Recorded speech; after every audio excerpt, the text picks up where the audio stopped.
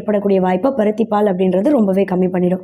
அதே சமயம் நம்ம உடம்புல லோ டென்சிட்டி லிப்போப்ரோட்டீன் அப்படின்னு சொல்லக்கூடிய ஒரு கெட்ட கொழுப்பு, இந்த கெட்ட கொழுப்போட அளவு அதிகமாகிடுச்சு அப்படின்னாலும் இதயத்துக்கு போகக்கூடிய ரத்த ஓட்டத்தில் பாதிப்பு ஏற்பட்டு மாரடைப்பு ஏற்படக்கூடிய வாய்ப்பு கொஞ்சம் அதிகம்தான்.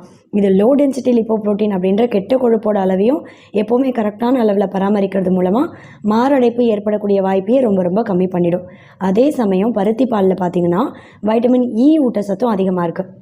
இந்த வைட்டமின் இ ஊட்டச்சத்து அப்படின்றது நம்ம உடம்புல நரம்புகளை நல்லா வலுவடைய செய்யும், நரம்பு தளர்ச்சி ஏற்படக்கூடிய வாய்ப்பை கம்மி பண்ணும். அதே சமயம் மூளைக்கு ரத்த ஓட்டத்தை சீரான முறையில் கொண்டு போய் சேர்க்கும். இப்போ மூளைக்கு ரத்த ஓட்டம் சீராக இருந்துச்சு அப்படின்னாலே காக்னிட்டிவ் ஃபங்க்ஷன் இம்ப்ரூவ் ஆகும், ஞாபக சக்தியை நல்லா அதிகப்படுத்தும்.